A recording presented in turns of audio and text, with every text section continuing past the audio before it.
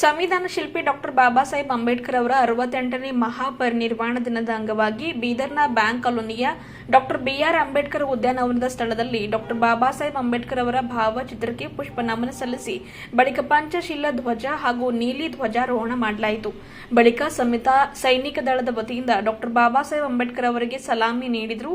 ಇದೇ ವೇಳೆ ಸಮತಾ ಸೈನಿಕ ದಳದವರೊಂದಿಗೆ ಎಲ್ಲರೂ ಸೇರಿ ಡಾಕ್ಟರ್ ಬಾಬಾ ಸಾಹೇಬ್ ಅಂಬೇಡ್ಕರ್ ಅವರಿಗೆ ಸಾಮೂಹಿಕವಾಗಿ ಗೌರವ ನಮನ ಸಲ್ಲಿಸಿದರು. ಈ ಕುರಿತಾಗಿ ಸಮಾಜ ಕಲ್ಯಾಣ ಇಲಾಖೆಯ ಪ್ರೇಮಸಾಗರ್ ದಾಂಡೇಕರ್ ಅವರು ಮಾತನಾಡಿ, ಭಾರತ ಸ್ವತಂತ್ರವಾದ ಬಳಿಕ ದೇಶಕ್ಕೆ ಉತ್ತಮ ಸಂವಿಧಾನ ಯಾರು ರಚಿಸಬೇಕು ಎನ್ನುವ ಮಾತು ಬಂದಾಗ, ಯಾರಿಂದ ಇದು ಸಾಧ್ಯ ಅಂತ ಪ್ರಶ್ನೆ ಬಂದಾಗ ಅದು ಡಾಕ್ಟರ್ ಬಾಬಾ ಸಾಹೇಬ್ ಅಂಬೇಡ್ಕರ್ ಅವರಿಂದ ಮಾತ್ರ ಸಾಧ್ಯ ಎನ್ನುವ ಅಭಿಪ್ರಾಯ ಎಲ್ಲರಲ್ಲಿ ಮೂಡಿ ಬಂದಿತು. ಅಂತಹ ಧೀಮಂತ ನಾಯಕ ಅವರಾಗಿದ್ರು. ಹೆಚ್ಚು ವಿದ್ಯೆ, ಪದವಿ ಪಡೆದ ಜ್ಞಾನ ಭಂಡಾರ ಅವರಲ್ಲಿ ಇತ್ತು. ಸಂವಿಧಾನ ಬರೆಯುವ ಅದೃಷ್ಟ ಅವರಿಗೆ ದೊರೆತಿದ್ದು, ಸಮಾಜದ ಕಟ್ಟ ಕಡೆಯ ವ್ಯಕ್ತಿಗೂ ಕೂಡ ಅನ್ಯಾಯವಾಗದ ಹಾಗೆ ದೀನ ದಲಿತರನ್ನ, ಶೋಷಿತರನ್ನ, ಹಿಂದುಳಿದ ವರ್ಗದವರನ್ನ ಮುಖ್ಯ ವಾಹಿನಿಗೆ ತರುವ ನಿಟ್ಟಿನಲ್ಲಿ ಸ್ವಾತಂತ್ರ್ಯ, ಸಮಾನತೆ, ಸಮಾನ ಅವಕಾಶ, ಸಮಾನ ಹಕ್ಕು ಎಲ್ಲರಿಗೂ ಕೂಡ ಕಲ್ಪಿಸುವ ಸಂವಿಧಾನವನ್ನ 2 ವರ್ಷ 11 ತಿಂಗಳು 18 ದಿವಸಗಳ ಕಾಲ ಸಮಯ ತೆಗೆದುಕೊಂಡು ಸಂವಿಧಾನವನ್ನ ದೇಶಕ್ಕೆ ಸಮರ್ಪಿಸಿದ್ದಾರೆ. ಜಗತ್ತಿನಲ್ಲಿಯೇ ವಿಸ್ತೃತವಾದ ಸಂವಿಧಾನ ನಮ್ಮ ದೇಶದ ಸಂವಿಧಾನವಾಗಿದೆ. ತಮ್ಮ ಇಡೀ ಜೀವಮಾನವನ್ನ ಡಾಕ್ಟರ್ ಬಾಬಾ ಸಾಹೇಬ್ ಅಂಬೇಡ್ಕರ್ ಅವರು ಹಿಂದುಳಿದ ವರ್ಗದವರಿಗಾಗಿ, ಶೋಷಿತರ ಅಭಿವೃದ್ಧಿಗಾಗಿ ಮುಡಿಪಾಗಿ ಇಟ್ಟಿದ್ರು. ಅವರು ನಮ್ಮನ್ನೆಲ್ಲ ಅಗಲಿದಾಗ ಅವರ ಅಂತಿಮ ಸಂಸ್ಕಾರದಲ್ಲಿ ಮುಂಬೈನ ದಾದರ್ನಲ್ಲಿ 5 ಲಕ್ಷಕ್ಕೂ ಅಧಿಕ ಜನ ನೆರೆದಿದ್ರು. ಇಡೀ ಮುಂಬೈ ಅವತ್ತಿನ ದಿವಸ ಸ್ತಬ್ಧವಾಗಿತ್ತು. ನಾವೆಲ್ಲ ಅನಾಥರಾದೆವು ಎಂದು ಹೆಣ್ಣು ಮಕ್ಕಳೆಲ್ಲ ಎದೆ ಬಡಿದುಕೊಂಡು ಅತ್ತಿದ್ರು ಎಂದು ಅವರ ಜೀವನ ಸಾಧನೆಯ ಬಗ್ಗೆ ಇದೇ ವೇಳೆ ಮಾತನಾಡಿ ಸ್ಮರಣೆಯನ್ನ ಮಾಡಿದರು. ಇದೇ ವೇಳೆ ಹಲವರು ಮಾತನಾಡಿ ಡಾಕ್ಟರ್ ಬಾಬಾ ಸಾಹೇಬ್ ಅಂಬೇಡ್ಕರ್ ಅವರ ವಿಚಾರಧಾರೆ, ಸಾಧನೆಗಳ ಬಗ್ಗೆ ತಮ್ಮ ಒಂದು ವಿಚಾರಧಾರೆಗಳನ್ನು ಹಂಚಿಕೊಂಡ್ರು. ಈ ಸಂದರ್ಭದಲ್ಲಿ ಸುಭಾಷ್ ವರ್ಮಾ ಸಿಕೆನ್ಪುರ್, ರಾಜ್ಕುಮಾರ್ ಚಿಮ್ಕೋಡ್, ನಾಗಪ್ಪ ಮಳ್ಳಿ, ನಾಗನಾಥ್ ನಿಡೋದ, ಶಾಕುಂತಲಾ ವರ್ಮಾ, ಜಗದೇವಿ ಭಂಡಾರಿ, ಜಗನ್ನಾಥ ಬಡಗೇರ್, ಗೋವಿಂದ ಪೂಜಾರಿ, ಶರಣಪ್ಪ ಚಿದ್ರಿ, ನವನಾಥ್ ಗಾಯಕ್ವಾಡ್, ಪುನೀತಾ ಗಾಯಕ್ವಾಡ್ ಸೇರಿದಂತೆ ಇನ್ನಿತರರು ಭಾಗಿಯಾಗಿದ್ದರು.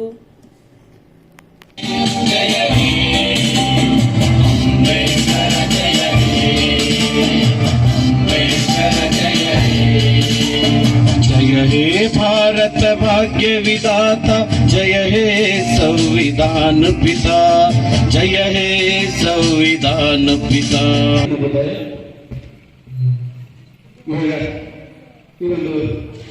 ಈ ಒಂದು ಕಾರ್ಯಕ್ರಮವನ್ನು ಕುರಿತು ತಮ್ಮ ವಿಚಾರಗಳನ್ನು ವ್ಯಕ್ತಪಡಿಸಬೇಕು ಅನಿಸ್ಕೊಳ್ತಾರೆ. ಉದ್ಯಾನವನದಲ್ಲಿ ಈ ಒಂದು ಕಾಲನಿಯ ಎಲ್ಲ ಬಂಧು ಮಿತ್ರರು ಜೊತೆಯಲ್ಲಿ BSN ಅಧ್ಯಕ್ಷರಾದಂಥ ರಾಜಪ್ಪ ಗುನಳ್ಳಿ ಸರ್ ಅವರು, ಸಮತಾ ಸೈನಿಕರ ಎಲ್ಲ ಅಧ್ಯಕ್ಷರು ಮತ್ತು ಪದಾಧಿಕಾರಿಗಳು ಹಾಗೂ ಎಲ್ಲ ಸೈನಿಕರು, ಸ್ವತಂತ್ರ ಆದಾಗ ನಮ್ಮ ದೇಶಕ್ಕೆ ಒಂದು ಉತ್ತಮವಾದಂಥ ಒಂದು ಸಂವಿಧಾನ ಕೊಡಬೇಕು ಅನ್ನುವಂಥ ಒಂದು ಆಶಯ ಎಲ್ಲರಲ್ಲಿತ್ತು. ಅಂಥ ಒಂದು ಸಂದರ್ಭದಲ್ಲಿ ಸಂವಿಧಾನ ಯಾರು ಬರಿಬೇಕು, ಯಾರಿಗೋಸ್ಕರ ಬರಿಬೇಕು, ಅದರ ನೇತೃತ್ವ ವಹಿಸುವವರು ಯಾರು ಅನ್ನುವಂಥ ಒಂದು ಪ್ರಶ್ನೆ ಬಂದಾಗ, ಆ ಸಮಯದಲ್ಲಿ ಇಡೀ ದೇಶದ ಮುಂದೆ ಒಬ್ಬರೇ ಒಬ್ಬರು ನಾಯಕರಿದ್ದರು, ಅದು ಬಾಬಾ ಸಾಹೇಬ್ ಅಂಬೇಡ್ಕರ್. ಅಂತ ಒಂದು ಧೀಮಂತ, ಜಗತ್ತಿನಲ್ಲಿಯೇ ಅತ್ಯಂತ ಹೆಚ್ಚು ವಿದ್ಯೆಯನ್ನು ಪಡೆದಂಥವರು, ಜಗತ್ತಿನ 64 ಒಂದು ವಿದ್ಯೆಗಳನ್ನು ಪಡೆದಂಥ ಬಾಬಾ ಸಾಹೇಬ್ ಅಂಬೇಡ್ಕರ್ ಅವರಿಗೆ ಸಂವಿಧಾನವನ್ನು, ಈ ದೇಶದ ಸಂವಿಧಾನವನ್ನು ಬರೆಯುವಂಥ ಒಂದು ಅದೃಷ್ಟ ಅವರ ಪಾಲಿಗೆ ಬಂತು. ಅದರ ಮುಖಾಂತರ ಸಂವಿಧಾನದಲ್ಲಿ ಬಡವರ, ದೀನದಲಿತರ, ಮಹಿಳೆಯರ, ಮಕ್ಕಳ, ದುರ್ಬಲರ, ಸಮಾಜದ ಎಲ್ಲಾ ಜನರಿಗೆ ಒಳ್ಳೆಯದಾಗುವಂತಹ ಒಂದು ಸಂವಿಧಾನವನ್ನು ಬರೆಯುವಂತಹ ಒಂದು ಸದಾವಕಾಶ ಡಾಕ್ಟರ್ ಬಾಬಾ ಸಾಹೇಬ್ ಅಂಬೇಡ್ಕರ್ ಅವರಿಗೆ ಸಿಕ್ಕಿತ್ತು. ಅದನ್ನ ತನ್ನ ಅದೃಷ್ಟ ಅಂತ ಹೇಳಿ ತಿಳಿದುಕೊಂಡು 2 ವರ್ಷ 11 ತಿಂಗಳು 18 ದಿವಸಗಳ ಕಾಲ, ಸರಿಸುಮಾರು 3 ವರ್ಷಗಳ ಕಾಲ ಸಂವಿಧಾನವನ್ನ ತಮ್ಮ ಒಂದು ಅದನ್ನ ಒಳ್ಳೆಯ ರೀತಿಯಿಂದ ಒಂದು ಮಾಡಿ ಮುಗಿಸ್ಬೇಕು, ಬರೆದು ಮುಗಿಸ್ಬೇಕು ಅನ್ನುವಂಥ ಒಂದು ದೃಢ ಸಂಕಲ್ಪ ಮಾಡಿ ಅವರು ನಮ್ಮ ದೇಶಕ್ಕೆ ಉದಾತ್ತವಾದಂತಹ ಸ್ವಾತಂತ್ರ್ಯ, ಸಮಾನತೆ, ಸಹೋದರತ್ವ ಭಾವನೆಯಿಂದ ಕೂಡಿದಂಥ ಒಂದು ಒಳ್ಳೆಯ ಸಂವಿಧಾನವನ್ನು ಡಾಕ್ಟರ್ ಬಾಬಾ ಸಾಹೇಬ್ ಅಂಬೇಡ್ಕರ್ ಅವರು ನಮ್ಮ ದೇಶಕ್ಕೆ ಬರೆದುಕೊಟ್ಟು ಹೋಗಿದ್ರು. ಜಗತ್ತಿನಲ್ಲಿಯೇ ಅತ್ಯಂತ ದೊಡ್ಡ ಸಂವಿಧಾನ, ವಿಸ್ತೃತವಾದಂತಹ ಒಂದು ಸಂವಿಧಾನ. ಅದಕ್ಕಿಂತ ಮುಂಚೆ ಅಸಮಾನತೆ ಇತ್ತು, ಶೋಷಣೆ ಇತ್ತು, ಜನರಲ್ಲಿ ಜಾಗೃತಿ ಇರಲಿಲ್ಲ, ಮಹಿಳೆ ಪುರುಷ ಅನ್ನುವಂಥ ಒಂದು ಭೇದ ಭಾವ ಇತ್ತು. ಅದನ್ನೆಲ್ಲ ಸಂವಿಧಾನ ಬರೆಯುವುದರ ಮುಖಾಂತರ ಒಂದೇ ಕಲ್ಲಿಟ್ಟಿಗೆ ಇಡೀ ದೇಶದ ಜನತೆಯನ್ನೆಲ್ಲ ಸರಿಸಮಾನವಾಗಿ ನಿಲ್ಲಿಸಿರುವಂತಹ ಕೀರ್ತಿ ಡಾಕ್ಟರ್ ಬಾಬಾ ಸಾಹೇಬ್ ಅಂಬೇಡ್ಕರ್ ಅವರಿಗೆ ಸಲ್ಲುತ್ತದೆ. ತಮ್ಮ ಇಡೀ ಜೀವಮಾನ ಈ ಬಡವರಿಗೋಸ್ಕರ, ದೀನ ದಲಿತರಿಗೋಸ್ಕರ, ಅಲ್ಪಸಂಖ್ಯಾತರಿಗೋಸ್ಕರ, ಹಿಂದುಳಿದವರಿಗೋಸ್ಕರ, ಇವರೆಲ್ಲರಿಗೋಸ್ಕರವೂ ತಮ್ಮ ಇಡೀ ಜೀವನವನ್ನು ಸಲ್ಲಿಸಿದರು. 6ನೇ ಡಿಸೆಂಬರ್ನಂದು ದಿಲ್ಲಿಯಲ್ಲಿರ್ತಕ್ಕಂಥ ಅವರ 26ನೇ ಅಲಿಪುರ್ ರೋಡ್ನಲ್ಲಿರ್ತಕ್ಕಂಥ ಒಂದು ಮನೆಯಲ್ಲಿ ಅವರು ದೇಹ ತ್ಯಾಗ ಮಾಡಿದರು. ಆ ದೇಹ ತ್ಯಾಗ ಮಾಡಿದಂಥ ಒಂದು ಸಂದರ್ಭದಲ್ಲಿ ಮುಂಬೈಗೆ ಬಂದಾಗ ಮುಂಬೈನಲ್ಲಿರ್ತಕ್ಕಂಥ ದಾದರ್ನಲ್ಲಿ ಇವತ್ತಿನ ದಿವಸ 6ನೇ ಡಿಸೆಂಬರ್ ದಿವಸ ಮುಂಬೈಯಲ್ಲಿ ಸುಮಾರು 5 ಲಕ್ಷ ಜನ ಅವರ ಅಂತಿಮ ಸಂಸ್ಕಾರದಲ್ಲಿ ಪಾಲ್ಗೊಳ್ಳುತ್ತಾರೆ. ಬಾಬಾ ಸಾಹೇಬ್ ಅಂಬೇಡ್ಕರ್ ಅವರ ಅಂತಿಮ ಸಂಸ್ಕಾರದಲ್ಲಿ. ಅಂತ ಒಂದು ಅವತ್ತಿನ ದಿವಸ ಮುಂಬೈನಲ್ಲಿ ಇರ್ತಕ್ಕಂಥ ಒಂದು ಜನತೆ, ಇಡೀ ಸಿಟಿ ಏನಾಗ್ತದೆ ಅಂದ್ರೆ ಸ್ತಬ್ಧವಾಗಿರ್ತದೆ. ಮುಂಬೈ ಒಂದು ನಗರ ಶಹರ ಸ್ತಬ್ಧವಾಗಿರ್ತದೆ. ಅಲ್ಲಿರ್ತಕ್ಕಂಥ ಸುಮಾರು ಜನ, ಇಡೀ ದೇಶ ತುಂಬ ಇರ್ತಕ್ಕಂಥ ಜನ ಎಲ್ಲ ಮುಂಬೈಗೆ ಬರ್ತಾರ. ಮುಂಬೈ ರೋಡ್ಗಳೆಲ್ಲ ಬಂದ್ ಆಗ್ಬಿಡ್ತಾವ. ಬಾಬಾ ಸಾಹೇಬ್ ಅಂಬೇಡ್ಕರ್ ಅವರ ಪಾರ್ಥಿವ ಶರೀರ ಹೋಗ್ಬೇಕಾದ್ರೆ ಅಲ್ಲೆಲ್ಲ ಹೆಣ್ಮಕ್ಳೆಲ್ಲ ಎದೆ ಬಡ್ದುಕೊಂಡು ಬರ್ತಾರ. ಯಾಕಂದ್ರೆ ಬಾಬಾ ಸಾಹೇಬ್ ಅಂಬೇಡ್ಕರ್, ನಾವು ಇಷ್ಟು ದಿವಸ ನಿಮ್ಮ ಒಂದು ಇದರ ನೇತೃತ್ವದಲ್ಲಿ ನಾವು ಈ ದೇಶದಲ್ಲಿ ಏನು ಅಂದ್ರೆ ಒಂದು ಸರಿಸಮಾನರಾಗಿ ನಡೆದಿದ್ದೀರಿ.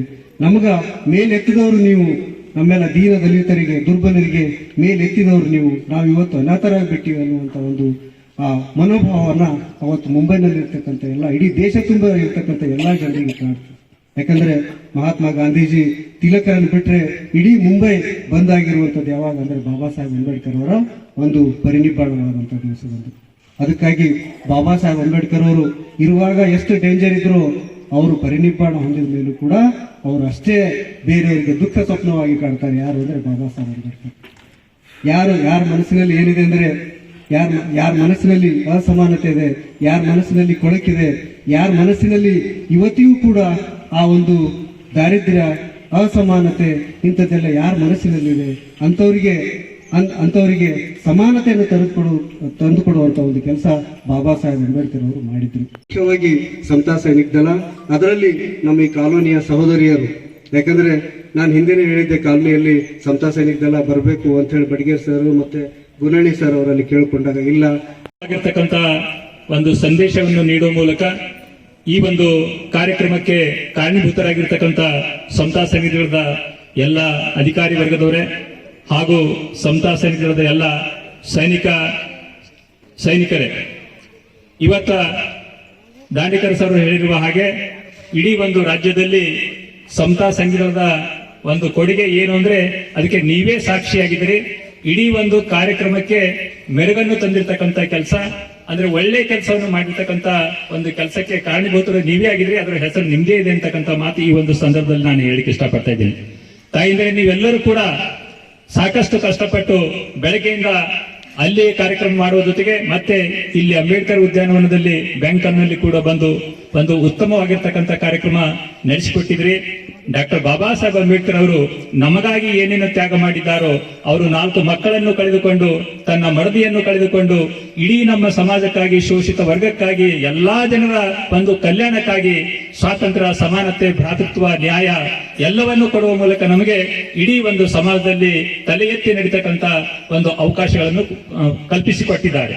ಆ ನಿಟ್ಟಿನಲ್ಲಿ ಇವತ್ತು ನಾವು ನೀವೆಲ್ಲರೂ ಸೇರಿಕೊಂಡು ಒಂದು ಉತ್ತಮವಾಗಿರ್ತಕ್ಕಂಥ ಕಾರ್ಯಕ್ರಮ, ಅದು ವಿಶೇಷವಾಗಿ ಡಾಕ್ಟರ್ ಬಾಬಾ ಸಾಹೇಬ್ ಅಂಬೇಡ್ಕರ್ ಅವರ 68ನೇ ಮಹಾಪರಿನಿರ್ವಾಣದ ನಿಮಿತ್ತವಾಗಿ ಡಾಕ್ಟರ್ ಬಾಬಾ ಸಾಹೇಬ್ ಅಂಬೇಡ್ಕರ್ ಅವರಿಗೆ ನಮನವನ್ನು ಸಲ್ಲಿಸಿದ್ದೇವೆ. ಇಂತಹ ಸತ್ಕಾರ್ಯಗಳಲ್ಲಿ ನಾವು ನೀವುಗಳು ಎಲ್ಲರೂ ಕೂಡ ತೊಡಗೋಣ. ಡಾಕ್ಟರ್ ಬಾಬಾ ಸಾಹೇಬ್ ಅಂಬೇಡ್ಕರ್ ಅವರ ಒಂದು 6ನೇ ಡಿಸೆಂಬರ್, 14ನೇ ಏಪ್ರಿಲ್ ಮತ್ತು 25ನೇ ಡಿಸೆಂಬರ್ ಮಹಿಳಾ ಮುಕ್ತಿ ದಿನಾಚರಣೆ ಅಂತಕ್ಕಂಥದ್ದು 3 ಕಾರ್ಯಕ್ರಮಗಳು ನಮ್ಮ ಭಾರತೀಯ ಬೌದ್ಧ ಮಹಾಸಭೆ ಮತ್ತು ಸಮತಾ ಸೈನಿಕರಿಂದ ನಡೀತಕ್ಕಂಥ ಕಾರ್ಯಕ್ರಮ ಇದೆ. ತಾಯಿಗೆ ತಮಗೆ ಎಷ್ಟೇ ಕಷ್ಟವಾದರೂ ಕೂಡ ಬಾಬಾ ಸಾಹೇಬ್ರೆ ಇಂತಹ ಒಂದು ಬೆಳಕನ್ನು ಕೊಟ್ಟಿದ್ದಾರೆ, ಅವಕಾಶಗಳನ್ನು ಕೊಟ್ಟಿದ್ದಾರೆ, ಸ್ವಾತಂತ್ರ್ಯವನ್ನು ಕೊಟ್ಟಿದ್ದಾರೆ, ಮನುಷ್ಯರನ್ನಾಗಿ ನಾವು ಬಾಳುವುದಕ್ಕೆ ಎಲ್ಲಾ ಅವಕಾಶಗಳನ್ನು ಕೊಟ್ಟಿದ್ದಾರೆ. ಆ ನಿಟ್ಟಿನಲ್ಲಿ ಈ 3 ದಿವಸಗಳು ನಾವು ನಮಗೆ ಮೀಸಲಿಟ್ಟು ಡಾಕ್ಟರ್ ಬಾಬಾ ಸಾಹೇಬ್ ಅಂಬೇಡ್ಕರ್ ಅವರ ಕನಸನ್ನು ನನಸು ಮಾಡುವ ನಿಟ್ಟಿನಲ್ಲಿ ನಮ್ಮದೇ ಆಗಿರ್ತಕ್ಕಂಥ ಬಾಬಾ ಸಾಹೇಬ್ ಕೊಟ್ಟಿರ್ತಕ್ಕಂಥ ಧರ್ಮದ ರಥವನ್ನು ನಾವು ನೀವೆಲ್ಲರೂ ಕೂಡ ಮುನ್ನಡೆಸಿಕೊಂಡು ಹೋಗೋಣ ಅಂತಕ್ಕಂಥ ಮಾತನ್ನು ಹೇಳಿ ತಾವೆಲ್ಲರೂ ಹೆಚ್ಚಿನ ಸಮಯವನ್ನು ಕೊಟ್ಟು ಈ ಕಾರ್ಯಕ್ರಮಕ್ಕೆ ಮೆರುಗನ್ನು ತಂದು ಕೊಟ್ಟು ಈ ಒಂದು ಕಾರ್ಯಕ್ರಮ ಯಶಸ್ವಿ ಮಾಡಿದ ಪ್ರಯುಕ್ತ ತಮ್ಮೆಲ್ಲರಿಗೆ ಮತ್ತೊಮ್ಮೆ ಭಾರತೀಯ ಬೌದ್ಧ ಮಹಾಸಭೆಯ ಜಿಲ್ಲಾ ತಾಲೂಕಾ ಹಾಗೂ ರಾಜ್ಯದ ವತಿಯಿಂದ ಅನಂತ ಧನ್ಯವಾದಗಳು. ಈ